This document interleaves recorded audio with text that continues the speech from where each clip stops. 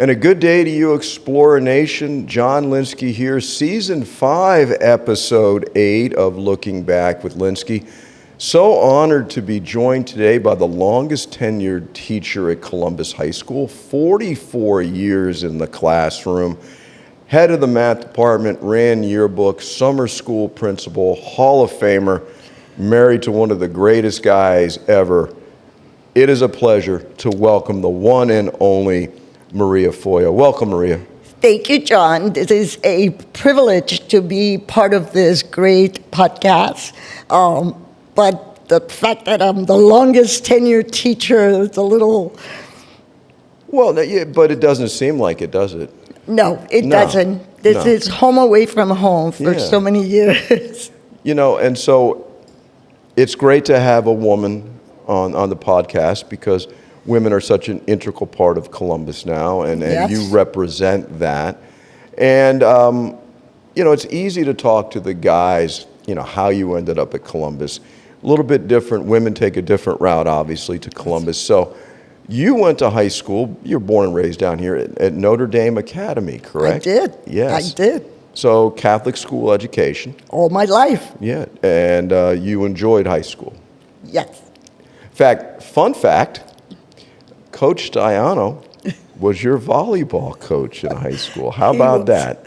He was. I went to Jesu for my elementary education, and they needed a volleyball coach for the girls. He was the basketball coach. Yeah. And he almost quit, but sister, the principal at the time told him, you can't quit. So yes, Butch adopted a group of us as volleyball players, and if you talk to him, we definitely gave him a hard time. We didn't want to break our nails. We didn't want to sweat, but he was an angel. He still is. And we've been friends since. That's awesome. Yeah. You know, and everybody, a different path into education. When did you think? When did you have that realization? Maybe I want to be a teacher. I will tell you, it's a good story. I was a senior at Notre Dame, and my math teacher had laryngitis. She was a nun. So she said, is there anybody here who can teach this class? So I raised my hand, and I went up, and I said, I'm going to teach the girls how to do these problems. And she's staring at me, and when I'm done, she comes to me, you're a natural. You have to become a teacher. And that really made up my mind. I wanted to do something with math. Yeah. Because I liked math. I had thought of engineering, but at that time, many, many years ago, there weren't that many women engineers at UM.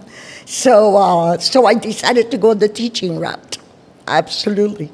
And it, you know, math is a subject that not everybody can teach. I mean, I'll be honest with you. Teaching history is one thing. Yeah. Teaching math, you have to know what you're talking about. And you just have a knack for numbers. You have to make it fun because not everybody likes math. No, you got that right. So how did you make the journey here at Columbus High School? Everybody gets that moment. Yes. What was yours? Honestly, I applied to several jobs. There was a job open at Lourdes. I applied. I think I also applied to LaSalle, Immaculate LaSalle. And to be honest, I was almost 100% sure I wasn't going to get this job. So when I interviewed, it was Brother Sheehan, Mr. Savino, Brother John Vance, and it was me at 22 sitting there. And I said, oh, this is not going to be good. So I went to the interview. It went well, and I was called that afternoon if I wanted the job. It was the highest paying one of the three. Okay. So I decided, why not give it a try? And that's how I've been here forever. You know, when you look at some of the people that Brother Edmund hired, he hired you, he hired Butch, he hired OB, he hired Fred, he hired me. I mean, for better or worse, those are some interesting hires right there. You know? And on another note, there were only like 6 females Yeah, in the faculty. let's talk about that because the current students today have no idea because we're probably 35-40% women now, Yeah. somewhere in there.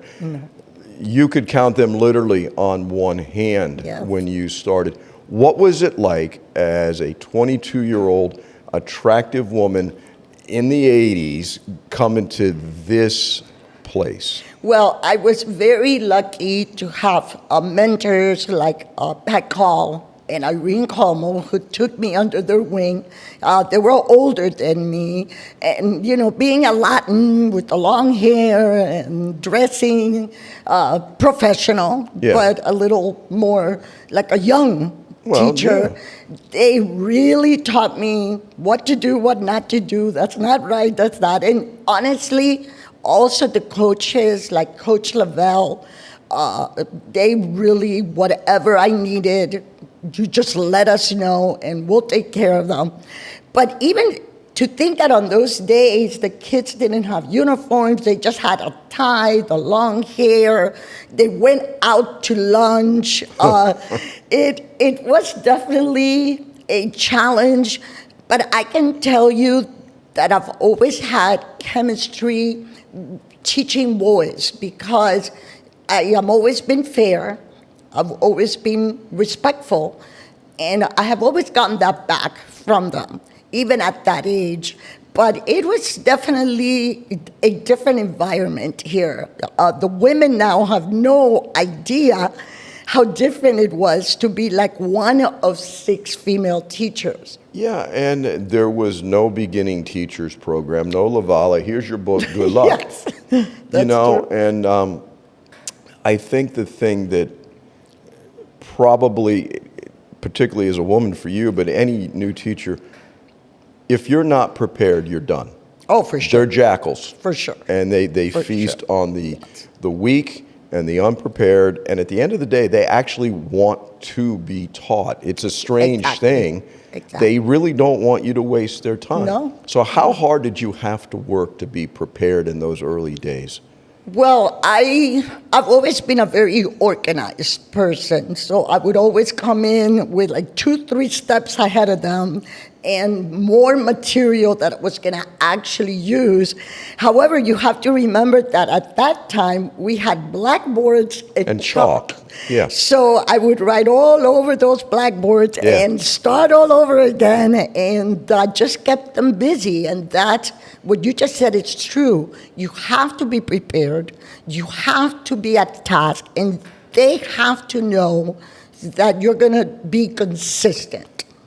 That's the key word. Consistent, Consistency fair, and fair. and use some common sense. Very much. Which is, common sense is not that common anymore, but they respond well to that. And when I got here, you were already established. The boys know who to mess with, Yes. and not this class.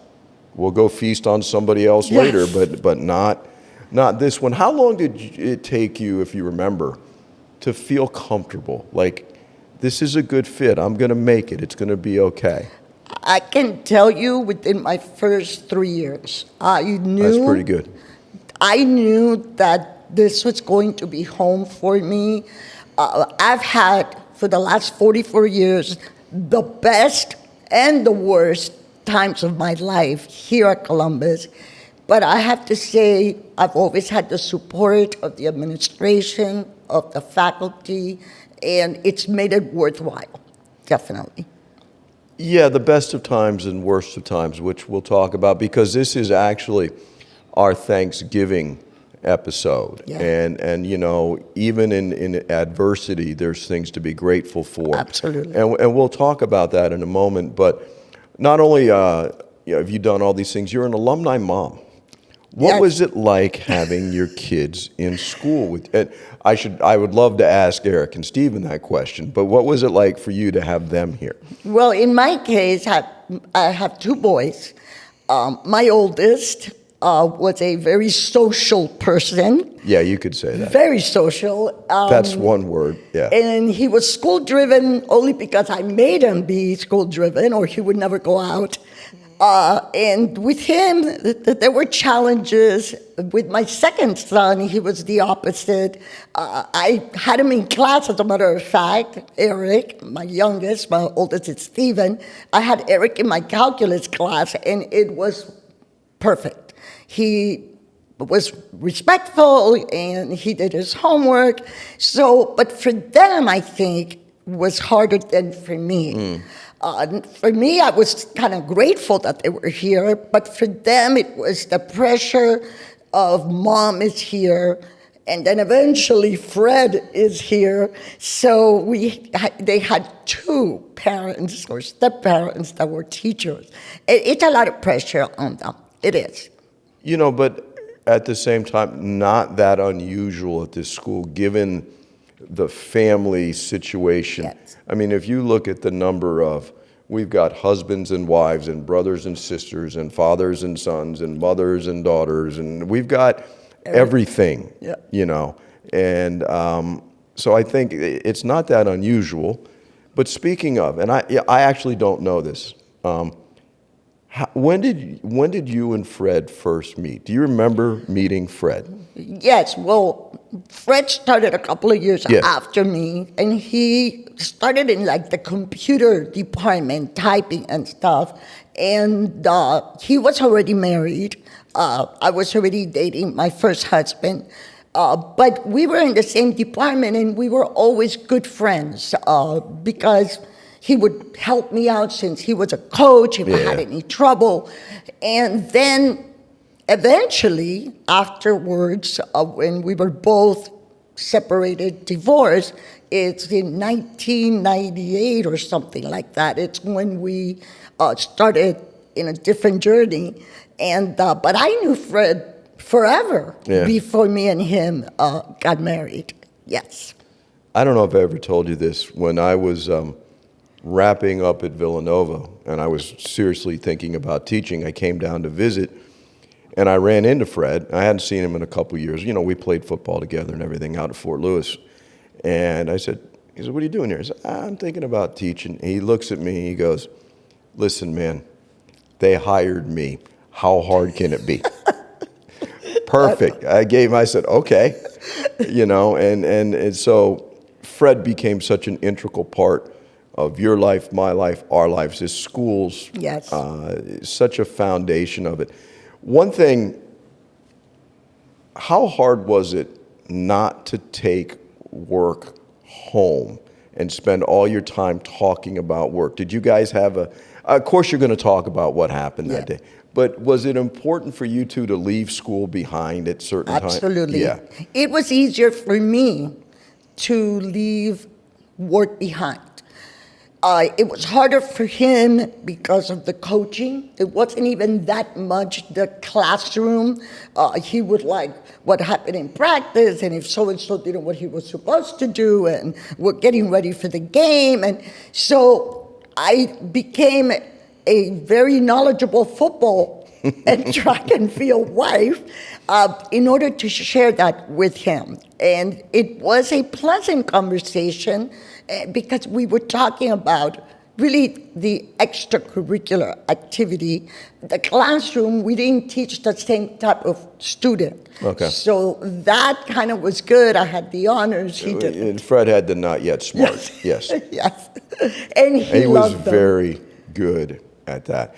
I think you would agree with me that yes, you have to have certain knowledge to teach the advanced kids, but it takes a special kind of teacher to get the not yet smart to actually learn and enjoy it. Yes. And Fred was the master of that. I'll never forget during that time, there was that show, If You Want to Be a Millionaire. Yeah.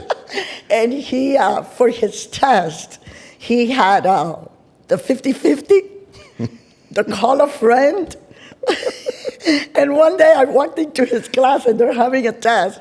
All right, you already had your 50-50. I suppose now you can call your friend. And I laugh because I do my classes so differently, but you're right. You have to respect a teacher who knows how to deal with the more needy student, the student that needs that extra attention. And you need to understand his type of students. And he was a natural for that. Yes, absolutely. He was a natural for that. You know, and you raised a good point a moment ago, and it's not quite the same today. The coaches went out of their way Yes. to look out for the women. Yes. And all the women had to do was say to Coach Lavelle or Absolutely. Fred or Coach Dean, me, whoever, Yeah. this person, and it was done. Yes. It was done. Yes. And It was. You know, I think there was a special bond back then. It's different now. There are so many women. But I know. we looked out for you guys. We did. You know. I mean, you did. But there weren't that many of us. Exactly. So it was easy to take care of 6, 7 women to make sure that the boys respected us. And to be honest, I try never to go to that point. I usually resolve my own But problems. if you did, we realized, okay, Absolutely. this is a serious situation. I know. You know. I know. One thing that all of us admired about Fred is he was a champion of the underdog. He was the one, as big as tough as he was, and he was a tough dude. And when he was younger, he was a really bad dude. He had a heart of gold, and he had a very soft spot for the kid financially. I'm not telling you anything you don't know, but I want you to talk about it. Yes. The financially challenged, things are rough at home, divorced, whatever the case may be. And why don't you talk about, and perhaps it was his own background as a kid, where Yes. he became an advocate Yes. for the less fortunate. Well, Fred was adopted. Yeah. He was born in Canada. Yeah. His parents were very well-to-do back in Havana, Cuba. When they came to the States, like all of the parents, our parents of Cuban Americans, they had to struggle financially. So in order for Fred to come to Columbus, it was a sacrifice for his parents. Unfortunately, when he was at Columbus, his parents got divorced. And that really impacted him emotionally. So he loved Columbus because this was his home away from that situation. And Brother Kevin took a lot of care of him, and he was always thankful to Brother Kevin. So he knew what it was to be needy, to need emotional support, not just financial support. So when he would coach or have a student that was in need, he would take money from whatever he had to provide for those kids, whether it was food, gas, anything. He would go pick up in the van many of our athletes just so that they would be able to come to practice, specifically for track and field. Yeah. So he was a very humble man, an unsung hero, in my opinion. That's why I'm so appreciative that we have started this new scholarship in his name, and that the type of student that get the scholarship are mentored. It would be somebody he would mentor in the likes of Fred. Yeah, we are very proud of the Fred Foyo Scholarship because it's right up the alley of those type of kids. And, you know, all credit to Albert Bartholomew, who, you know, is one of Fred's track kids, one of the many, many kids you touch, and you have no idea how much you touched him. I know. And Albert was the driving force, and Alex Mirabal. And, Yes. you know, so his legacy Will lives. be kept alive. Yes, yes. This is Thanksgiving season, you know, and we try to be grateful at Thanksgiving. You and Fred went through some tough times, you know, and, you know, losing Joey Yes. was a crushing blow. Yes. And, you know, it clearly affected Fred. It affected you. talk about how Columbus rallied around you guys. Well, I don't know if everybody knows, Fred and I had a little boy. His name was Joey, and he was born with special needs. And Joey's dream was to come to Columbus. Joey was mentally super intelligent. He just had a muscular condition. So unfortunately, he passed at the age of 12, and he never had the opportunity to come to Columbus. He was in 7th grade, and it was unexpected. Yeah. It wasn't as if he was ill. His lungs collapsed, so he died, and it really, really affected both of us. It affected Fred deeply, and I had to really be strong for him because I just knew that it was so difficult for him to have lost that little boy. That little boy was like his best friend. Yeah. Fred adored that little boy because he was a fruit of our marriage. But I have to say, I didn't come back for 2 weeks, but Fred came back right away, and he told me, I need to be at Columbus. I need to be with the boys. That is what I need right now. And Columbus was amazing.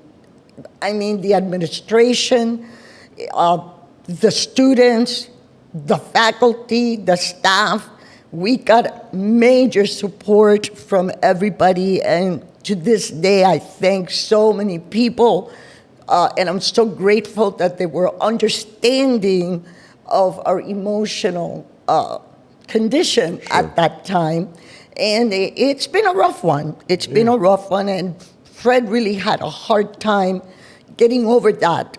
I believe that towards the last couple of years, he had finally accepted it, and we were able to move on.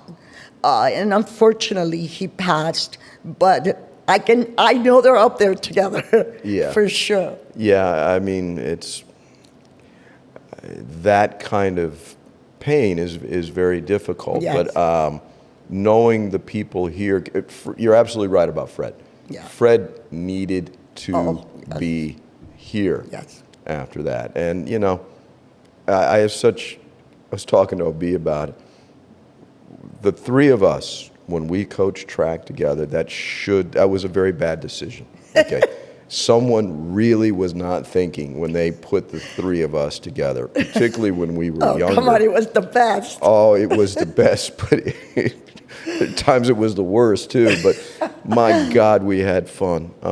We'd go up to the 7-Eleven up here on the corner of Bird and 87th after track meet, pick up a few beverages and a big bag of pork rinds, which Fred loved his pork rinds, man. And we'd sit there on the stoop like three homeless guys, you know, and those are some of the best memories of my life, those golden moments of just buffoonery, you know, but bonding that you can't replace. I wasn't married to him at that time, but he would always talk to me about those memories. And those memories he held to the last day of his life. You know, and it's coming up on 3 years since we lost Fred, and so that's a double whammy for you that no one should have to go through. I know. But once again, you know, your inner strength is phenomenal. It's so admirable. Where does that come from, Maria? Is it faith? What is it? I think it comes from my parents, especially my father. My father was a military man, and he always used to tell me, you have to always be independent. You have to always make sure that you can provide for yourself. And yes, of course, love everybody, but you have to be strong. And being here at Columbus, being with the students, that brings to me peace and that love that they have, and my friends here at Columbus. I also have a great family unit. My two sons have been with me through both Joey and Fred. My mom, my sister, Your who sister. of course, she's my other half. And I have very good, close friends that I've been close to them for like 40 years. And that is what gives me strength. And people look at me and say, I cannot understand why you're always smiling. And I say, because why not? Yeah. You have a choice. You can smile or you can be always upset. And I choose to move forward. His service was absolutely wonderful. Out on the football field where he would have wanted it, Yeah. you know, that rainbow, it brought the family, the Columbus family together from I don't know how many decades. Yes. And it was as good. It was a celebration of life. It truly was a life well lived. And I'll never forget that. And when Joey died, we decided just to have the mass. Yes. Yeah. And when Fred died, suddenly, the boys, I got Christina and Fernando's, his kids, and I asked them, what do you want to do? And no, we do not want anything big. Right now, it was too big for Joey. It was difficult for them to walk into the church with the casket for Joey. And all four of us said, imagine if we do this again for Fred. It's reliving all that. So they told me that they just wanted something for the family at that point. And then we had the celebration, which was awesome. There was as much laughter as there was. I know. There were tears, and it was a very, very special night. And so, you know, even in the midst of great loss, there are things to be grateful for. Absolutely. And, you know, and here you are. You've come out the other side, and, you know, it's just, his legacy will be here a very, very long time. Yes. You know, and God bless him. I had a math question for you. You mentioned earlier, you've gone from chalk and blackboard. Now we're dealing with AI, you know, and all the changes in education. What's been the most difficult transition for you, or development, whatever you want to call it, in teaching math then to now? Well, professionally, keeping up with technology has, you know, been a challenge, but I have mastered it because I'm very determined. So I feel very comfortable with it now. But I will say that the cell phone situation has really been an impact, because when I started here, there were no cell phones, no iPads. It was just them, paper, pencil, me teaching. The dependency on technology, I suppose, has been the biggest challenge, not just for me, but for the students. Yeah. You have to be really consistent with what you accept in the classroom. In my class, there are no phones ever to be used, and I also tell them that they have to be very smart the way that they use their iPads in my class to take notes, and keep them busy till the end so that there's no problems with technology usage for the wrong reasons. So that's been the most difficult for me. You know, the people that have been here a while, we talk about this, the number of people, if technology failed, how many people could go back and just teach without the technology? And the other way to look at that is, well, that's how they came out of college. That's how they were prepared to teach. I understand. They never had to do it the other way. I know. So it's actually advantageous for people like you, me, older people, that if it goes sideways, I can still get up there and do that. Education has certainly changed. It's interesting you said that. I teach honors calculus, and I teach the honors algebra 2 freshmen. And the calculus class asked me the other day if it would be possible for me to print their test reviews. Their tests are always paper pencil. Okay. And I said, really? He said, yes, because we kind of like the fact that we write the problems down. Tangible.